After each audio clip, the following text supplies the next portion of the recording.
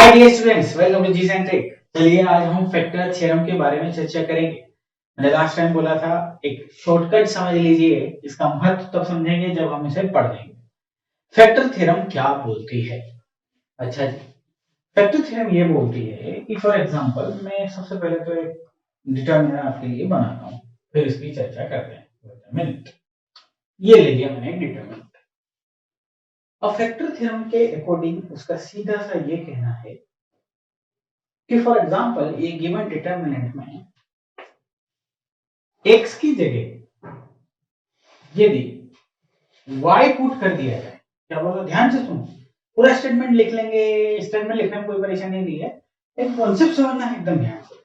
ये बोल रहा है कि if you put x is equal to y, suppose यहां पे पुट कर दूं मैं, तो दो रो एक जैसी हो जाएगी, है ना? ध्यान से सुनिए, x is equal to y यदि इसमें पुट करता हूं तो देखते जरा क्या होता है।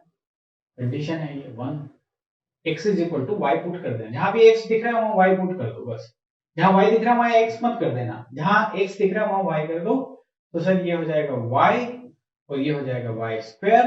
अगली वाली जो कॉलम है that is this this 1 z z square.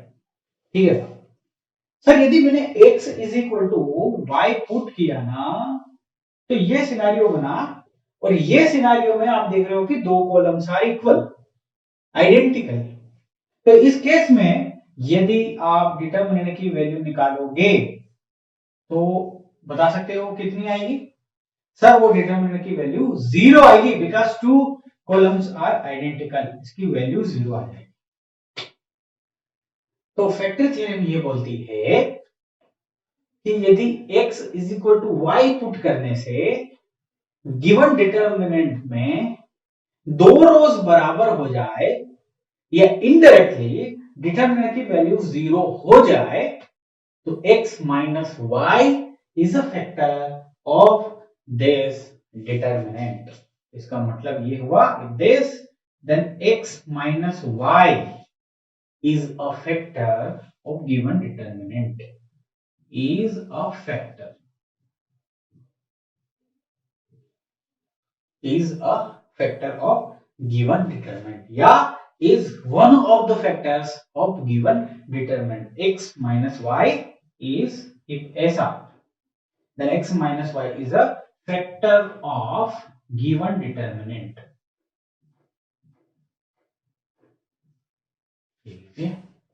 बहुत ही महत्वपूर्ण लाइन है, बहुत ही महत्वपूर्ण लाइन। सर ये क्या मतलब? अरे भाई, आप क्वाड्रेटिक इक्वेशन देखे हो, उसका रूट उसको सेटिस्फाई करता है। अरे उसका रूट मान लो x इज इक्वल टू 2 हुआ, तो वो 2 जब आप पुट कर दोगे उस इक्वेशन में तो 0 इज इक्वल टू 0 सेटिस्फाई हो जाएगा। अब यहां पे भी डिटरमिनेंट 0, मतलब ये जो इक्वेशन बनेगी इसको सोल्व करके वो 0 बन जाएगी x is equal to y पर। तो x माइनस वाई फैक्टर हुआ कि नहीं? जैसे कि इक्वेशन में यदि 2 इज द सॉल्यूशन, तो x माइनस 2 उसका फैक्टर हुआ कि नहीं? जो भी इक्वेशन दी हुई होगी उसका फैक्टर हो गया x माइनस 2। समझ गए ना? ये तो बेसिक बात है, इस पे इतना एक्सरसाइज करने की जरूरत भी नहीं, और आपको पता ही है कि मैं क्या कहना चाह रहा हूं। लेकिन यहीं पे यदि आप ध्यान से देखोगे तो पाओगे कि सिर्फ x is equal to y से दाल नहीं गल रही, y की जगह z पे पुट कर दोगे तो भी कहानी ऐसी आएगी। केस 2 हम देखते हैं, if I put y is equal to z in the given determinant, तो सीन क्या बनता है जरा देखो, 1 1 1, this is nothing but y की जगह z पुट कर रहा हूं बेटा, z z स्क्वायर, ओ सॉरी ये 1 1 नहीं है, यहाँ पे x x स्क्वायर है, तो this is nothing but x और ये x स्क्वायर। ये वाली लाइन है this z and z square. यहां पे भी देख रहे हो आप कि टू कॉलम्स आर आइडेंटिकल, तो इसका डिटरमिनेंट भी जब निकालोगे तो उसकी वैल्यू कितनी आएगी? 0 आएगी। इसका मतलब यह है कि y minus z is also one of the factors of the given determinant. ठीक है, is a factor. Is a factor. बात समझ में आ गई? ये भी क्लियर है साहब? चलिए, ये बहुत ही महत्वपूर्ण पॉइंट है और ये पॉइंट क्लियर है। ये भी पॉइंट को हम एनक्लोज कर देते हैं हमारे इस क्लाउड में। ठीक है, अब यहाँ आप देखो जरा, एक और चीज यहां से निकल के आ रही है और वो निकल के आ रही है कि यदि z की जगह x रख दो तो भी लोचा हो रहा है साहब। कंडीशन के अकॉर्डिंग यदि आप z की जगह x रखोगे तो क्या आएगा, जरा देखना। z की जगह x रखना है बेटा, x की जगह z मत रख देना। हाँ, ध्यान से सुनना, इसके कॉन्सेप्ट को समझने में पूरा ध्यान इधर होना। 1x x square, this is nothing but 1y y square, this is nothing but 1, z की जगह x पुट कर देना, x x स्क्वायर। तो ये हो जाएगी क्या, दो कॉलम्स आर इक्वल, तो इसका डिटरमिनेंट भी फाइंड करोगे तो वो क्या आ जाएगा बेटा, 0 आ जाएगा। तो यहां से ये सिद्ध होता है, फैक्टर थ्योरम ये कहती है z minus x is a factor. किसका फैक्टर भाई? Of the given determinant. अच्छा, गिवन डिटरमिनेंट मतलब जब आप इसे एक्सपांड करोगे तो इसमें x माइनस वाई भी आएगा, y माइनस जेड भी आएगा और z माइनस एक्स भी आएगा। पन्ने पलटो, ये वाला क्वेश्चन किया था ना हमने, आया था ना, x minus y, y minus z, z minus x, आया था कि नहीं? तो इस टाइप के डिटरमिनेंट को आप चुटकी बजा के कर सकते हो। ठीक है, तो पहले तो ये जो फैक्टर मैंने समझा दिए, अब अगले पेज पे इन्हें सम अप कर देता हूं कि क्या कहने का मतलब, फैक्टर थ्योरम का कहने का मतलब ये कि जब आप ये डिटरमिनेंट लेगे सर, जो कि आपने दिया है, और जब आप इसे एक्सपांड करोगे, क्योंकि डिटरमिनेंट को सॉल्व करना है ना आपका मकसद। मेरी लाइन कैसी है भाई, टेढ़ी मेरी? टेढ़ी मेरी लाइन बना रहा हूं मैं, क्या करूं भाई? चलो, okay, 1x x square, 1y y square, 1z z square. इसको जब आप एक्सपांड करोगे, और चूंकि इसके एक्सपांशन में आप इसके फैक्टर्स ऑलरेडी हमने निकाल लिए बाय दिस कहानी, ऐसी तरीके से, तो वो फैक्टर्स इसके एक्सपांशन में आएंगे ही आएंगे। मतलब जब आप इसे एक्सपांड करोगे तो x माइनस वाई भी आएगा, y माइनस जेड भी आएगा और z माइनस एक्स भी आएगा, और भी कुछ चीजें आएंगी, लेकिन ये फैक्टर्स तो आएंगे ही आएंगे। ठीक है, इतनी बात क्लियर है? मैं नहीं बोल रहा कि this is the expansion of this determinant, no, I am not telling this is the expansion of this, but जो भी एक्सपांशन होगा उसमें ये तीनों फैक्टर्स विल बी देयर। समझ में आ गई इतनी बात? खुद पढ़ना, पीछे पन्ने उल्टा के देख लो, जो क्वेश्चन आया था उसमें 4 ऑप्शन थे, बिना सोल्व किए बाय दिस प्रॉपर्टी आप चुटकियों में उसे क्लिक करने वाले थे। सिर्फ देख के विद इन 30 सेकेंड्स आपको क्वेश्चन देख के ही लगेगा कि यार x की जगह y पुट कर दोगे तो डिटरमिनेंट 0, y की जगह z पुट कर दोगे तो डिटरमिनेंट 0, z की जगह x पुट कर दोगे तो वो डिटरमिनेंट 0। और डिटरमिनेंट 0 हो गया मतलब क्या? फैक्टर थ्योरम के according that particular point is the factor of the equation. तो ये बात तो सत्य है। तो पहले स्टेटमेंट लिख लेते हैं, उसके बाद फिर इसका पोस्टमार्टम करेंगे, इसका कंप्लीट सॉल्यूशन निकाल पाएंगे क्या हम, उसके बारे में हम चर्चा करेंगे। तो फैक्टर थ्योरम का स्टेटमेंट लिख लीजिए। ओके, स्टेटमेंट समझ में आई बात? वेरी इंपॉर्टेंट भाई, जो मैंने किया वही लिख दिया। If the elements of a determinant are polynomial in x, मतलब x की वैल्यू के बारे में बात कर रहा हूं। मुद्दा क्या है? If x and if the substitution of x is equal to a का substitution make two rows or columns identical, मतलब delta is equal to 0 by default, then x minus a is a factor of the determinant। समझ में आ गई ना बात? यहां से हमने इसको कर भी लिया है, देख लो आप जरा, होच पोच नहीं होनी चाहिए, इसलिए थोड़ा अलग लिख दे रहा हूं मैं इसको।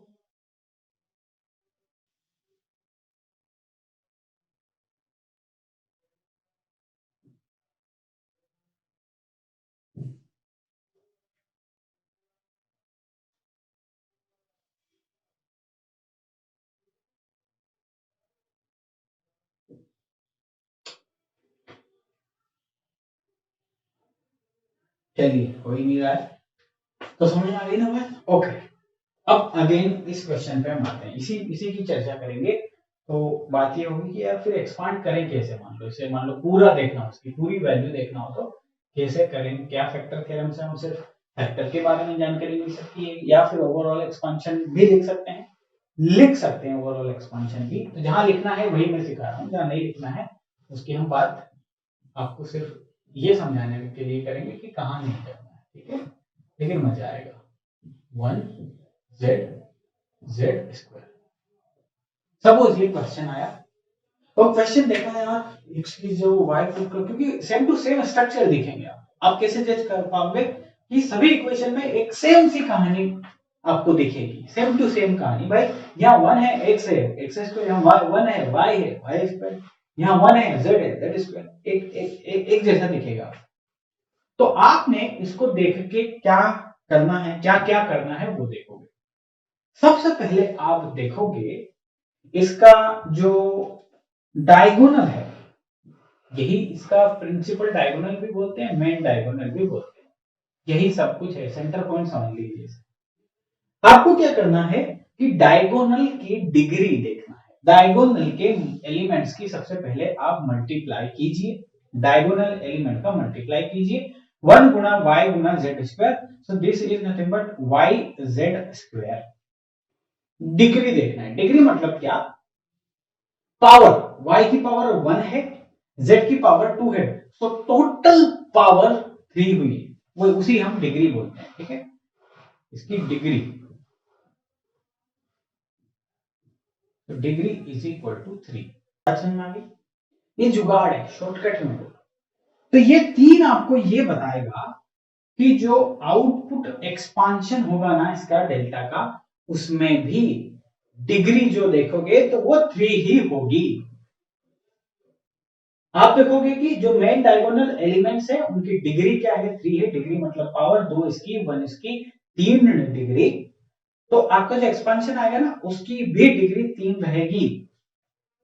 यहां से हम क्या सीखे, then degree of expansion is also 3, degree of expansion will also 3, ये बात तो तय हो।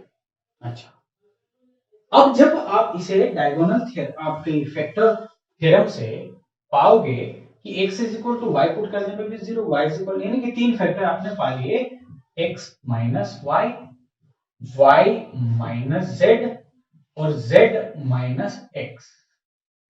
ये आउटपुट है, आउटपुट का एक्सपांशन हो चुका है। देखते हैं जरा इसकी डिग्री क्या है। ये वाले फैक्टर की डिग्री 1 है, कैसे, ये मल्टीप्लीकेशन में नहीं है, मल्टीप्लीकेशन में होती तो इसकी डिग्री 2, प्लस माइनस में है तो डिग्री 1 ही होती। इसकी डिग्री 1 डिग्री माइनस 1 डिग्री, तो फैक्टर इनका वो जो भी आएगा उसकी भी 1 डिग्री, तो 1 डिग्री इसकी, 1 डिग्री इसकी, 1 डिग्री इसकी, कहने का मतलब 1 1 1, इसकी डिग्री 3 है। यहां से भी आप देखोगे इस एक्सपांशन की, मैं शॉर्टकट सिखा रहा हूं इत्मीनान से, डिग्री 3 है, बड़े मजा आएंगे, देखते जाइए। डिग्री 3 है मतलब बस, अब इनके अलावा और कुछ भी नहीं आ सकता, अब सिर्फ कांस्टेंट आ सकता है, तो कांस्टेंट के लिए मल्टीप्लाई कर सकता हूं मैं के, मतलब और कोई सी टर्म नहीं आ सकती। होता है ना कुछ एक्सपांशन में x y z गुना x minus y, y minus z, z minus x, इनके मल्टीप्लिकेशन में दूसरे वेरिएबल आ सकते हैं, बिल्कुल आ सकते हैं, लेकिन हमें यहां से पता चल जाएगा कि सर इसकी डिग्री 3 है ना, तो मैक्सिमम 3 ही आ सकता है, वो आ चुके हैं। अब सिर्फ कांस्टेंट आ सकता है, उसके अलावा कोई नहीं आ सकता। अब यदि आप इस कांस्टेंट की वैल्यू फाइंड कर लेना तो आप इसके एक्सपांशन की वैल्यू फाइंड कर लेंगे राजा। बात समझे, अब इस k की वैल्यू फाइंड करना बहुत ही आसान है। देखो इसकी वैल्यू आपने लिख ली है इसके बराबर, अब हम चाहते हैं कि इसकी k की वैल्यू निकालना है, तो बहुत आसान है k की वैल्यू निकालना। कैसे निकालेंगे भाई k की वैल्यू, देखो k की वैल्यू निकालने के लिए अपन एजम्पशंस में चलेंगे, एजम्पशन मतलब वैल्यू एजम्पशन। मेरे पास यहाँ पे x y z है जो कि यहाँ पे है सारे, मैं इनकी वैल्यू मान लेता हूं, x is equal to something, y is equal to something, ऐसा मैं मान लेता हूं। लेकिन वैल्यू ऐसे मानिए कि ये फैक्टर जीरो नहीं हो जाए, ये फैक्टर, ये पूरा इसकी वैल्यू जीरो ही कर दी, तो फिर k बचा ही कहां, k भी रहना चाहिए। तो इन्हें एक्स वाई जेड की वैल्यू कुछ ऐसे रखिए कि ये यहाँ पे के इस साइड के बच जाए, ताकि ये इज इक्वल टू ये करें तो के अननोन की वैल्यू निकल आए। बिल्कुल वही समझे ना? वेरी गुड, चलो आ जाओ समझाएंगे। फॉर एग्जांपल मैं मान लेता हूं कि sir x is equal to 1 ले लेता हूं, y इज इक्वल टू क्या ले लूं, y इज इक्वल टू 1 नहीं ले सकता, 1 1 0 हो जाएगी तो कहानी खत्म हो जाएगी। सो y इज इक्वल टू 2 ले लेता हूं और z इज इक्वल टू क्या ले लूं, z इज इक्वल टू 0 ले लेता हूं। क्या फर्क पड़ता है भाई, है कि नहीं? अच्छा मान लो ये मैंने मान लिया, लेट कर लिया इसको, है ना? Let x is equal to इतना, y इज इक्वल टू इतना, और समझ में आएगा आपको कि क्यों ये हमने माना है। यदि आप ऐसा करोगे तो कहानी क्या बनेगी सर? कहानी ये बनेगी, देखो जरा ध्यान से सर, बराबर k is equal to x minus y, x minus y sir -1 आ गया, y माइनस जेड, तो y 2 है, तो 2 माइनस जेड, जेड की वैल्यू 0 है, z की वैल्यू 0 है, दिस इज नथिंग बट -1। इस साइड तो ये आ गया। वाह बड़ा कमाल हो रहा है सर, अब तो हम समझ गए और हमने तो कर भी लिया। सवाल बेटा जिन्होंने कर लिया उनको कोटि कोटि शाबाश। हाँ जी, अब इधर हम रख रहे हैं 1 1 1, ये है 1, ये भी है 1, ये है 2, ये है 4 और इसकी वैल्यू आपने रखी है 0।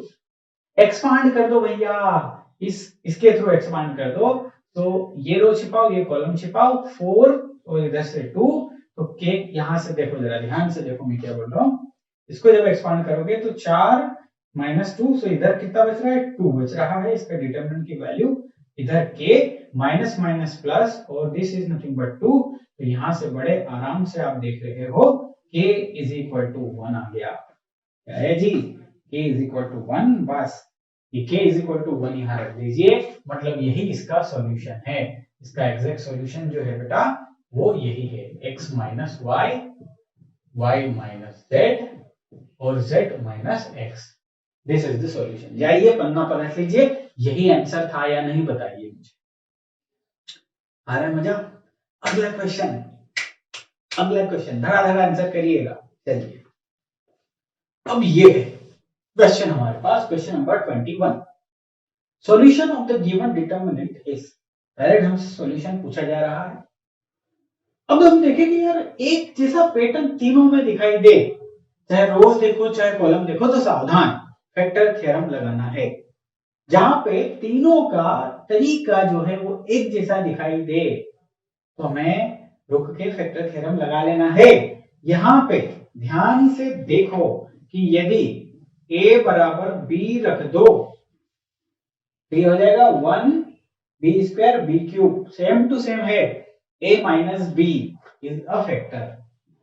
ये डिटरमिनेंट में a माइनस बी तो पक्का आएगा। b की जगह c रख दो तो 1 अपॉन सी स्क्वायर सी क्यूब, ओ हो, यानी कि b माइनस सी भी आएगा।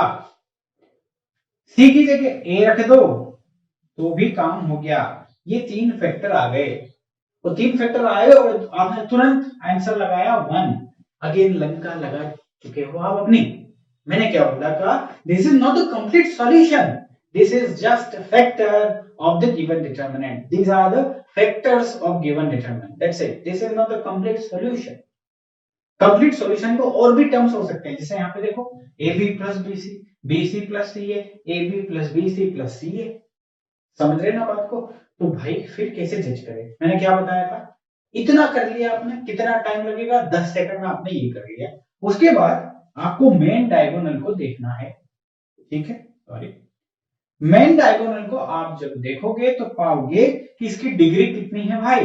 मेन डायगोनल की degree b square c cube गुणा 1, so this is nothing but b square and c cube. तो यहां से आप डिग्री जब निकालोगे तो डिग्री आ रही है 5, D for degree, 5 degree. Output equation में 5 डिग्री होनी चाहिए। तो आप देखो जरा, यहां से देखो, इसमें देखो जरा ध्यान से, इसकी डिग्री कितनी, इसकी डिग्री 1, इसकी डिग्री कितनी 1, इसकी डिग्री कितनी 1, तो 3 डिग्री तो आ चुकी है आपके पास, 2 डिग्रियां और चाहिए हमें। यदि 2 डिग्री मिल गई काम हो जाएगा। अच्छा, तो देखते हैं जरा, ये 3 डिग्री यहां से मिल गई, यहां देखो यार, ये 2 डिग्री प्रोवाइड कर रहा है, और प्लस में हो तो ये पूरी टर्म 2 ही डिग्री मैक्सिमम प्रोवाइड कर रही है, दैट्स इट, क्योंकि ये तो प्लस में है। अरे a प्लस बी की डिग्री क्या मिल रही है, 1 मिल रही है। ए स्क्वायर बी स्क्वायर, इसकी डिग्री कितनी मिलेगी, 2 मिलेगी। A cube plus B cube, plus करो माइनस करो तो डिग्री चेंज है, जो किसी एक टर्म की डिग्री है वही सबकी डिग्री होगी प्लस में, है ना, same to same content, same to same values जुड़ी हुई है। ओके ठीक है, तो यहाँ पे भी 5 डिग्री है, यहाँ पे भी 5 डिग्री है, और यहाँ पे भी 5 डिग्री है।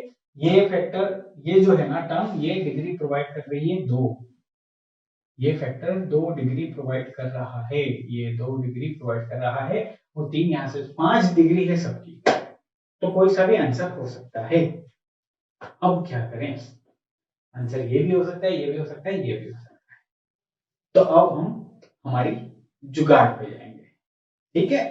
और जुगाड़ क्या कहता है हमें, जुगाड़ हमें ये कहता है कि भाई ए बी और सी की वैल्यू सिलेक्ट करते हैं, और फिर हम इक्वेशंस को इक्वल करके देख लेंगे कि क्या है और क्या नहीं है। अच्छा, क्योंकि डायरेक्ट सॉल्यूशन दे दिया अभी, एक इनमें से सॉल्यूशन है, यहाँ के की वैल्यू, अब कांस्टेंट के की वैल्यू लिखने की तो जरूरत नहीं, क्योंकि इनमें से एक सॉल्यूशन है साहब, इनमें से एक यदि सॉल्यूशन है तो इक्वेशन को सेटिस्फाई करवाना है अपने को, बस इतना ही है। अच्छा, तो ए बी सी की वैल्यू मान लेते हैं, चलिए ए बी और सी की वैल्यू हम मान लेते हैं, ठीक है। तो ए की वैल्यू ऐसी मानिएगा कि ये पूरा फैक्टर जीरो मत कर दीजिएगा, हाँ जीरो कर दोगे तो क्या फाइंड करेंगे। सो ए इज इक्वल टू, जैसे पिछली बार किया था, ए इज इक्वल टू 1 ले लेते हैं, बी इज इक्वल टू 2 ले लेते हैं, और C is equal to, C is equal to क्या, जीरो लेंगे क्या, C is equal to zero ले लेते हैं, C is equal to zero ले लेते हैं, देखते हैं क्या होगा, जो भी होगा देखा जाएगा, ठीक है। ओके, तो चलो बना लो 1 1 1, इसकी वैल्यू फाइंड कर लेते हैं पहले, ये हो गई 1 सर, ये भी हो गई 1, ये हो गई 4, और ये हो गई 8, ये 0, ये 0। देखो एक बार समझने के बाद आप बहुत फास्ट करोगे इस चीज को, है ना। सी की वैल्यू 0 से बस अब तो एक्सपांड करना है, 8 इधर गया, इसकी वैल्यू आनी चाहिए 4। अब जो भी फैक्टर इन वैल्यूज को रखने पे, जो भी आंसर इन वैल्यूज को रखने पे 4 दे रहे, वो आपका आंसर हुआ। चलिए ऑप्शन ए को देखते हैं। ऑप्शन ए, ऑप्शन ए का पोस्टमार्टम हो रहा है भाई, तो 1 माइनस 2, सब कर रहा हूं मैं आराम से आपके लिए, 2 माइनस 0, एंड साथ में 0 माइनस 1। तो यहां से आप देखोगे तो ये -1 और ये -1 प्लस, और दिस इज 2, तो ये तो आंसर नहीं हुआ। Let's come to the B. तो बी पे इस फैक्टर की वैल्यू तो आप निकाल चुके हो, दैट इज 2, तो वही यूज करेंगे 2, और साथ में है a B plus B c. A b है आपका 2 और दिस इज नथिंग बट 0, तो इसने 4 दिया आपको, कुछ चीजें चेंज करनी पड़ेंगी क्योंकि दूसरी चीजें भी 4 देंगे। देखते हैं जरा, सी, सी में इसकी वैल्यू 2 आ गई, और हमारे पास बी सी है, तो B C is equal to 0, और C A, B C is equal to 0 और सी ए ये भी 0, तो चलो ये भी नहीं है, ये बात तो पक्की हो गई कि ये 0 दे रहा है ना, नहीं हाँ 0 दे रहा है, तो ये भी नहीं है। Let's come to the option number D. तो डी में यदि आप देखोगे तो ये दे रहा है 2, फिर हमारे पास ए बी माने 2, फिर है दोनों में सी है ना फैक्टर, तो ये 0, तो ये भी 4 दे रहा है भाई साहब। तो अब अपने को कुछ वैल्यूज को चेंज करके, और इसकी वैल्यू अलग आनी चाहिए, ऐसा कुछ देखते हैं, ठीक है। ऑप्शन बी मेरे पास ए बी और बी सी, ए बी और बी सी ये 4 बना रहा है, तो इन दोनों में से किसी को चेंज करें, ऐसा कुछ होना चाहिए, राइट, मतलब दोनों की वैल्यू अलग होनी चाहिए, बी इस फैक्टर की वैल्यू अलग हो जानी चाहिए, ए बी सी की वैल्यू ऐसे सेट करते हैं। तो काम करता हूं मैं, सी की वैल्यू को 1 तो नहीं मान सकता, हाँ 1 तो नहीं मान सकता, मैं 3 मान लेता हूँ for the sake of this. मेरे पास अब दो फैक्टर है, a B plus B c, और नीचे है भाई a B plus B C plus d a. इन्हीं फैक्टर को मुझे चेक करना है। अब सी की वैल्यू 1 कर देता हूँ और फिर चेक करता हूँ। ए की वैल्यू 1 है, बी की 2 है, सो दिस इज 2। बी की वैल्यू 2 है, सी की वैल्यू 1 हो गई है, so this is nothing but 2, 4 आ रहा है। Let's come over here. AB माने 2, BC माने 2, CA माने 1। ये 5 दे रहा है फैक्टर और ये 4 दे रहा है। ठीक है, तो अब हम एक काम करते हैं, C की वैल्यू 1 यहां रख के देख लेते हैं। दिस इज नंबर 1 1 1, 0 हो जाएगा ना।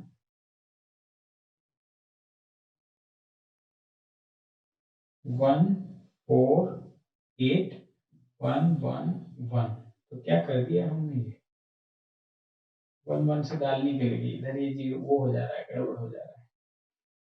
अच्छा 1, सी की वैल्यू 1 कैसे रख सकता हूँ भाई, ये फैक्टर को 0 तो बनाना नहीं है, पहले ही बात हो चुकी है ना। तो सी इज इक्वल टू 1 नहीं, सी इज इक्वल टू 3 रखते हैं और फिर देखते हैं जरा क्या आ रहा है। सी इज इक्वल टू 3 रख लेता हूँ। ठीक है, समझो बात को, आप समझ पा रहे होगे, आपने से बहुत ने लोगों ने कर लिया होगा, उसके लिए सभी को शाबाश, बहुत बढ़िया। चलिए ए बी की वैल्यू है 2, लिख दीजिए 2। अब C3 हो चुका है हमारा नेक्स्ट लेवल पे, तो BC हो जाएगा आपका 6। ये फैक्टर कंट्रीब्यूट कर रहा है 8। Let's come over here, AB माने 2 प्लस BC माने 6 प्लस CA माने 3, तो 6 और 3 9 और 2 11, 11 ये प्रोवाइड कर रहा है ये फैक्टर। ठीक है, तो देख लेते हैं जरा, ऑप्शन नंबर बी को अपडेट करते हैं। ये नया ऑप्शन हमारे पास, तो 2 गुना 8, तो ये प्रोवाइड कर रहा है 16। ऑप्शन नंबर डी नया, और वो है 2 गुना 11, तो ऑप्शन 20 सॉरी इक्वल 22। अब डिटरमिनेंट की वैल्यू में c इज इक्वल टू 3 रख लीजिए और देखिए कि 16 आ रहा है या 22 आ रहा है, जो भी आ रहा है वो आपका आंसर होगा। तो मैं कर रहा हूँ इसको आपके लिए, ठीक है ना।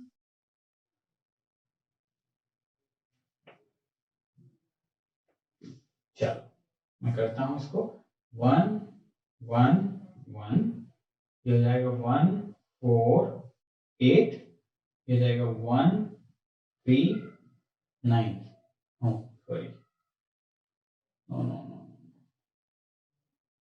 ये हो जाएगा 3 स्क्वायर माने 9, और ये हो जाएगा 27। ठीक है, एक्सपांड करेंगे, एक काम करता हूँ ऑपरेशंस लगा देता हूँ, थोड़ा सस्ता कर लेता हूँ। 1 1 1, ठीक है सर, ये 0 बनाऊंगा, ये 0 बनाऊंगा, इसको 0 बनाना है तो इसमें से ये घटाना है, यहाँ 3 बचेगा, यहाँ 8 बचेगा, यहाँ 7 बचेगा और यहाँ 26 बचेगा। अब देखो जरा, इसके अक्रॉस एक्सपांड कर दो, 3 गुना 26 माइनस 7 गुना 8, तो 3 गुना 26 का एक्सपांशन करेंगे, थोड़ा सा ऊपर जगह ले लेते हैं, एक्सपांशन करेंगे इसका, तो हो जाएगा 3 गुना 26 माइनस 56 है, ठीक है। और ये कितना बचता है, ये कितना होता है 60 78, 78 माइनस 56, तो 22। Okay, option D is the correct answer. अगली बात समझ में, तो ये चीज आप एक बार सीखने के बाद बहुत फास्ट तरीके से एग्जीक्यूट करोगे। दूसरा ऑप्शन क्या रहेगा, तो सीधा सा एक्सपांड कर दूंगा सर और देख लूंगा, ठीक है, थोड़ा ए बी माइनस है सी माइनस है सब देखा जाएगा, है ना। तो गेट इन जनरल आपसे किस टाइप के पूछेगा, जहां पे डिग्री दोनों, इसकी डिग्री और जो फैक्टर्स की डिग्री बराबर आ जाए, तो आपको जो रिमेनिंग टर्म है उसके लिए माथापच्ची ना करनी पड़े। फर्ज कीजिए कि इसकी डिग्री 3 होती और ये फैक्टर 3 होते और इनमें से ऑप्शन चुनना होता तो हम ए को टिक करके आ जाते कि नहीं, 15 सेकंड में इसका आंसर करते कि नहीं करते। हाँ समझ गए। अगली क्लास में मिलिएगा, फैक्टर के ही एक दो क्वेश्चन और देखेंगे और उसके बाद हम डिटरमिनेंट को लीनियर अलजेब्रा में हम क्यों लाए थे, लाइन को सोल्व करने के लिए। तो एक डिटरमिनेंट से लाइन कैसे सोल्व होगी इसके बारे में चर्चा करेंगे। मिलिएगा अगली क्लास।